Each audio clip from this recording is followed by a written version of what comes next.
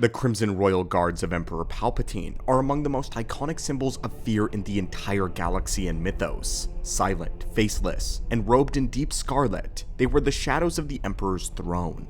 A constant reminder that even approaching them was a death sentence. For generations, they fascinated fans as some of the most mysterious warriors in all of Star Wars lore. But what many don't realize is that before Palpatine ever created his Crimson Guard, his master Darth Plagueis had his own order of elite warriors, the Sun Guard of Thyrsus. The story of the Sun Guards is one of tradition, violence, manipulation, and ultimately extinction. They began not as Sith agents, but as warriors born from the proud martial culture of the Ichani. Over centuries, they forged a reputation rivaling even the great Mandalorians, and by the time of Darth Plagueis and his rise to power, the Sun Guard had become one of the most feared mercenary companies in the entire galaxy. Through a combination of ideology, manipulation, and wealth, Plagueis bent them into his own personal royal guard, the hidden hand that secured Sith power in the shadows of the Republic. Welcome back to the archives, Acolytes of the Force. We've been expecting you. Today we'll be examining Darth Plagueis' own Royal Guard, the foundation of the Royal Guards that we know under Darth Sidious. This is the group that carried out a lot of Darth Plagueis' plans during the rise of the Rule of Two in its final years. A group that goes unsung in the annals of Sith history. But today, lore junkies, we'll be exploring the Sun Guard. To understand the Sun Guard, we must first look at their ancestors, the Ichani. The Ichani were renowned for their martial tradition. They were a people who believed that combat was the truest form of expression, a way to communicate through emotions and through movement, a duel and a struggle. Ichani combat relies on finesse, agility, and reading the body language of an enemy. Their society was largely female-dominated, with women holding positions of leadership and command among the Ichani people. But among the Ichani worlds, the 6 sisters of the Ichani command, one stood apart: Thyrsus. Thyrusian culture diverged sharply from its Ichani cousins. Thyrusians were darker-skinned, male-dominated, and far more aggressive as a people. Where the Ichani emphasized graceful dueling and hand-to-hand combat, the Thyrusians embraced heavy armor, bladed weaponry, and open battlefield domination. Where the Ichani revered the moon as a spiritual symbol, the Thyrusians worshipped the sun, a source of blinding power, dominance, destruction, and ultimately rebirth. The cultural divide ultimately became a political one. In the year 1154 BBY, Thyrsus broke from the Ichani command during the Buckley uprising. The Ichani eventually reclaimed some of the breakaway systems, but Thyrsus remained fiercely independent. Their special forces, now hardened soldiers marked by sun sigils and blackened armor. This became the foundation of what would later be known as the Sun Guard. Over the centuries that followed, the Thyrusian Special Forces evolved from a planetary defense unit into a galaxy-spanning mercenary company. They retained the fanatic zeal of their sun-worshipping roots, but increasingly sold their skills to the highest bidder. By the time of the Pact of Almera in 899 BBY, an act that confirmed their independence from the Ichani people, allowing them to begin and make their own rulership and name in conflicts across the entire galaxy. The Thyrusians were now completely independent. Unlike many mercenary bands, the Sun Guard built a reputation for fanatic reliability. If you could afford their high price, they would succeed where others would fail. Sabotage, assassinations, kidnappings, warfare. Their methods were brutal, but their results were undeniable. Over time, their armor became as feared as their name. Gleaming black, with sharp-lined helmets and a crimson insignia, the Sun Guard warriors could strike terror into entire cities just by appearing on a battlefield. The group's religious heritage never disappeared entirely either. Though their mercenary lifestyle often replaced faith with credits, many Sun Guards still believed their service tied them to a greater destiny. The Sun Guard believed in a prophecy that one day, the galaxy would be remade by the coming of a savior known as the Son of Suns. As time went on, the Sun Guard would create many rivalries among the stars, but the greatest rival of all was of course the warrior culture of the Mandalorians. Both cultures valued martial tradition, both operated as mercenaries, and both were feared across the stars. To the Thyrusians, the Mandalorians were their competitors, never their allies. The rivalry was not only cultural though, but it was tactical. The Mandalorians relied heavily on jetpacks and aerial attacks. The Sun Guard, contemptuous of this style, developed specific anti-air pike techniques, designs to disable or to even overload Mandalorian jetpacks mid-flight. Battles between the two groups became legendary, often fought in duels and small-scale skirmishes that could last for years, as Beskar sharpened against Cortosis. The most famous of these rivalries was the Battle of Syntheti. In the year 402 BBY, hired by rival factions vying for control of the Horned Throne, the Sun Guard and the Mandalorians clashed over 3 years, fighting in the catacombs of the world. This was a war of ambushes, duels, and attrition. Neither side could fully dominate the other, and the conflict cemented the Sun Guard's reputation as one of the only groups in the galaxy capable of going toe-to-toe with a Mandalorian force. This rivalry sharpened the Sun Guard into some of the most feared melee fighters in history. Their pikes were honed against Beskar armor. The Sun Guards, in turn, laced their weapons with cortosis ore, a material capable of disrupting lightsabers. In essence, the Sun Guard's wars against the Mandalorians prepared them for their eventual conflicts with the Jedi. But now enters the Sith. The prophecy of the Son of Suns was at the heart of the Thyrissian religion. To the Thyrissians, the sun was the supreme symbol of power, a giver of life, a destroyer of worlds. Prophecy foretold that one day a savior would arise, bathed in the power of the sun to bring about galactic transformation. At first, the prophecy was simply a cultural story, binding the Sun Guard's warrior identity to cosmic meaning. And as the Sith rebuilt themselves in secret under the rule of two, the prophecy became a tool ripe for Sith manipulation. The Sith whispered that they, the Dark Lords, were the true inheritors of the galaxy, that the Son of Suns was not a future savior, but the Sith themselves, destined to blot out the Jedi and to remake the galaxy in fire and in dominance. The Sun Guard, whose very name and symbolism tied directly to the sun, this reinterpretation was a powerful one. When Darth Plagueis emerged as the Dark Lord, he inherited this ideological groundwork. For Plagueis, the prophecy was the perfect tool to bind the Sun Guard not just through credits, but through destiny.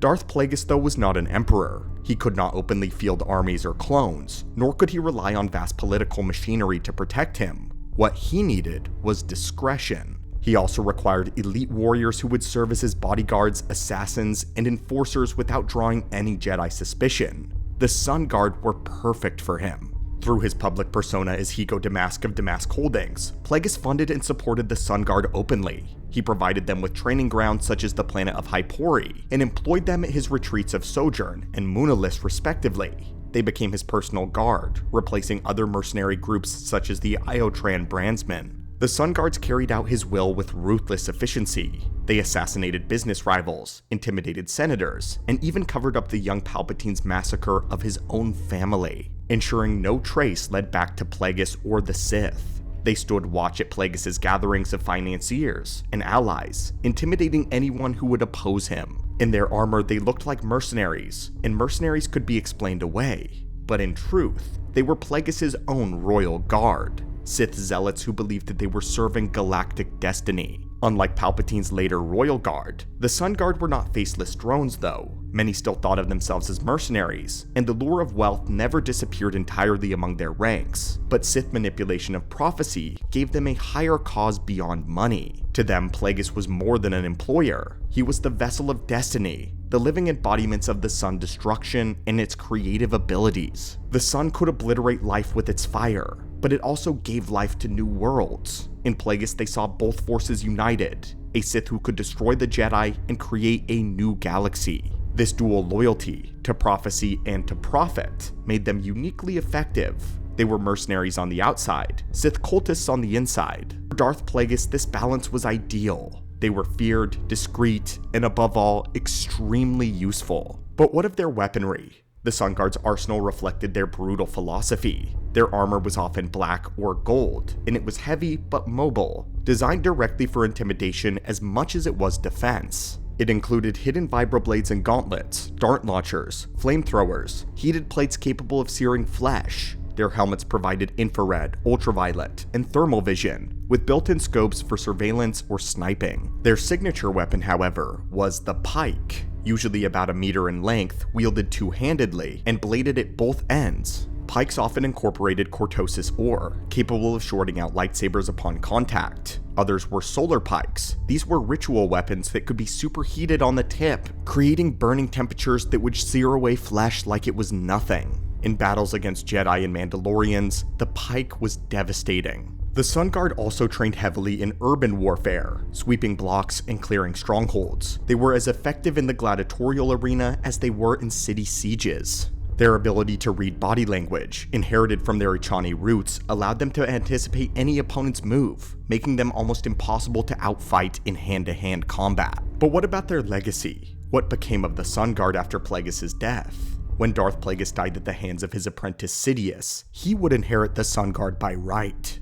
At first, Sidious used them well, guarding his strongholds, eliminating rivals, and even sparring partners for Darth Maul. Some Sun Guards were considered as potential clone templates even by the Kaminoans for the clone army. But Palpatine was not content with mercenaries. Where Darth Plagueis relied on prophecy and money, Sidious wanted absolute, faceless loyalty. He orchestrated the purge of the Sun Guard through Dooku and Ventress, ensuring no rival cult would remain. It is rumored though that some survivors were absorbed into a new group, the Red Royal Guard, and later, maybe even the Force-sensitive Shadow Guard, but this is just rumor. By any official records, they were wiped out completely by the Sith. Darth Sidious, who discarded a useful tool, but believed he required a greater one more suited to him. All of the Red Royal Guard of Palpatine drew heavily from the Sun Guard's legacy, but where the Sun Guard believed that they served destiny, Palpatine's guards worshipped him personally. Palpatine was no longer the heir to a prophecy, he was the prophecy fulfilled. The Sun Guard were the hidden precursors to Palpatine's Red Royal Guard, warriors born of Ichani tradition, sharpened against Mandalorians, and twisted by Sith prophecy into fanatical servants of Darth Plagueis. They were mercenaries on the surface, zealots beneath, a perfect disguise of Sith power operating in the shadows of the Republic. As for which order of protectors is superior, this is a highly charged and debated topic. The Sun Guard were notorious for their individuality as warriors. Unlike Palpatine's Red Royal Guard, who trained to move and strike as a single unit, the Sun Guard approached combat as independent fighters. This made them extremely dangerous in one-on-one duels, perhaps even superior to the Emperor's Guard in single combat. Where the Red Guards relied on discipline and cohesion, the Sun Guard thrived on personal skill, adaptability, and the ruthless drive to survive. What gave the Sun Guard their edge was their experience across the stars. They weren't sheltered bodyguards drilled only to protect the throne room. They were mercenaries, veterans of hand-to-hand battles against countless species.